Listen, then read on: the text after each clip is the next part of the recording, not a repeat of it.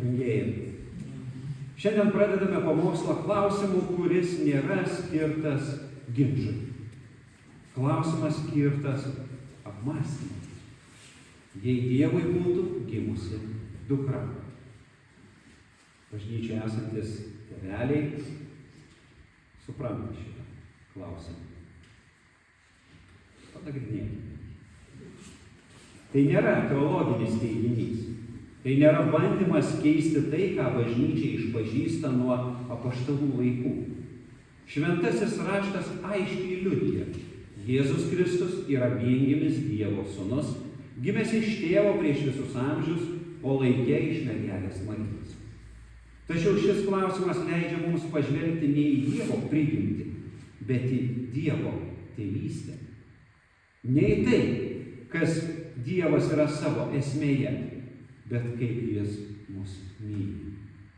Dievą mes pažįstame per apreiškimą, per žodį, per Kristų, per kryžių. Ir tame apreiškime Dievas pasivadina tėvu. Žmogiškoje patirtyje dažnai regime, kad tėvas dukrą saugo ypatingų švelnumo. Ne todėl, kad jis silpna, bet todėl, kad meilė moka būti švelni.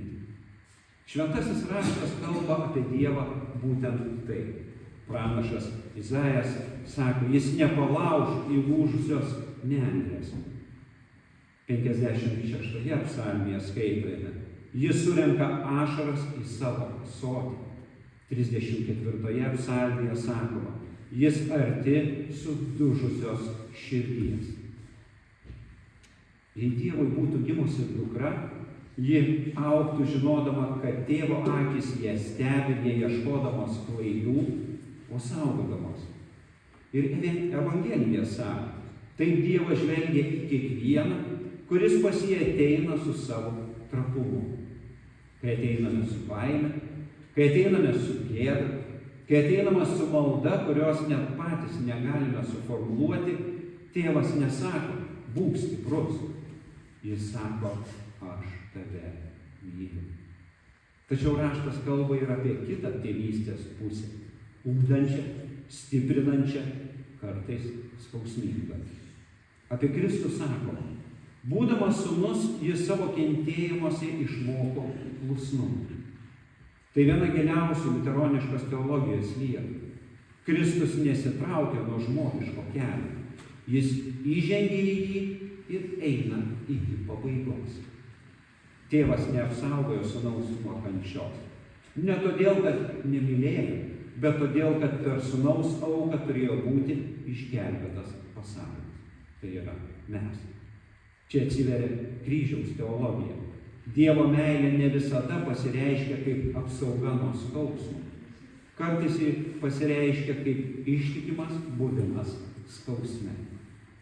Bet mes norime Dievo, kuris tik saugotų, kurio meilė nieko nekainuoja, kurio tėvystė niekada nereikalauja pasitikėjimo. Mes norime būti saugomi kaip vaikai, bet nenorime būti ugdomi kaip mokiniai. Tačiau raštas sako, ką Viešpats myli, tą ir auklėja. Įstatymas klausia kiekvieno iš mūsų. Ar aš pasitikiu Dievu tik tada, kai jis mane guodžia? Ar leidžiu jam mane vesti ir tada, kai nesuprantu jo kelio? Ar mano tikėjimas subrendo iki visiško pasitikėjimo tėvu? O Evangelija mums atsako, Dievas niekada neaugina be meilės. Dievas niekada neveda be tikslo. Dievas niekada nepalieka savo vaiko vieno. Kristuje mes matome, kad net didžiausia kančia tampa išganymo keliu. Mes ne visada suprantame Dievo veikimą, bet visada galime atpažinti įžvelgdami į kryžių ir prisikėlimą. Kristus yra vienintelis sūnus pagal prigimtį, kad mes taptume vaikais pagal malonę. Tai vadinama džiaugsmingais mainais. Liuteris taip vaizdžiai aprašo Evangelijos širdį. Tikėjimu mes tarsi susituokėme su Kristumi ir vyksta mainai. Mūsų skurdas atiduodamas jam, jo turtai dovanojami mums. Jis pasiema mūsų nuodėmę, jis pasiema mūsų baimę, jis pasiema mūsų silpnumą. Ir mums dovanoja tai, kas jam priklauso – sūnystę, artumą, paveldėjimą.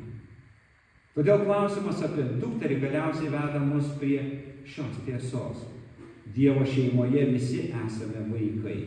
Ir visi esame mylimi skirtingais, bet tikrais būdais. Jei Dievui būtų gimusi dukra, bažnyčia turėtų būti vieta, kur ji jaustųsi saugiai.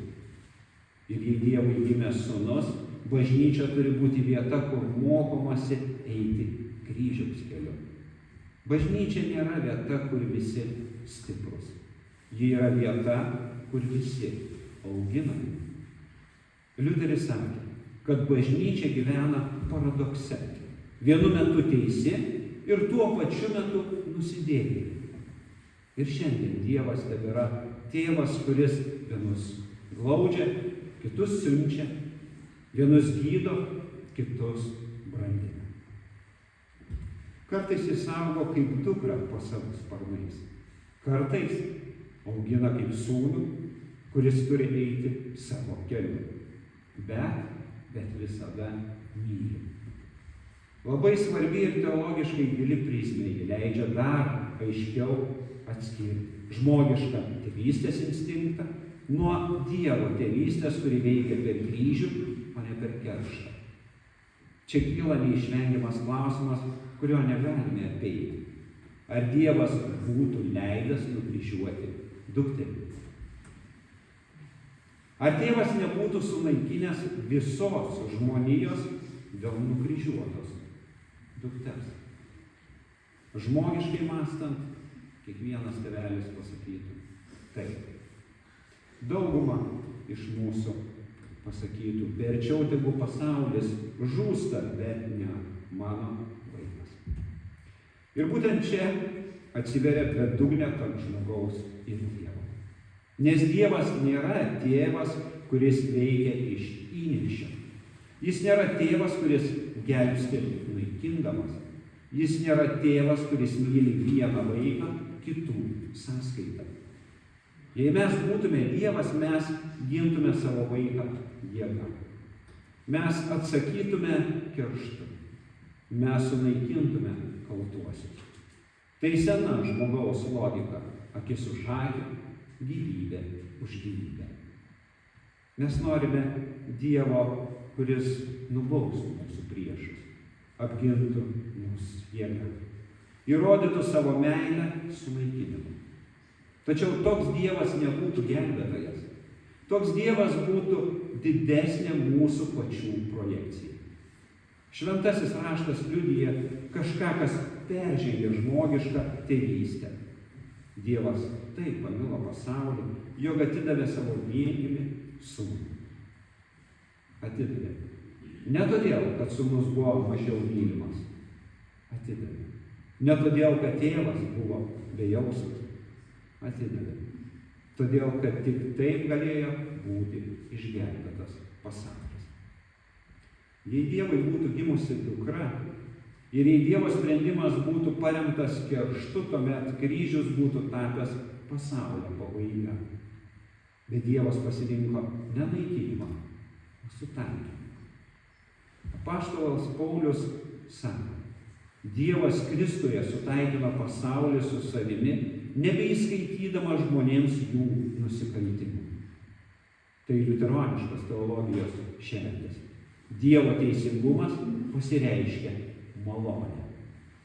Čia būtina labai aiškiai pasakyti ir tai labai svarbus doktriniškai. Kristus nėra bet kuris vaikas. Jis yra amžinasis sūnus, vienas su tėvo valia ir esme. Aš ir tėvas esame viena. Kryžius nėra tėvo smurtas prieš sūnų. Tai Dievo sprendimas savyje pačiame. Liuteroniškai tariant, Dievas pats prisiema tai, ko reikalauja jo teisingumu.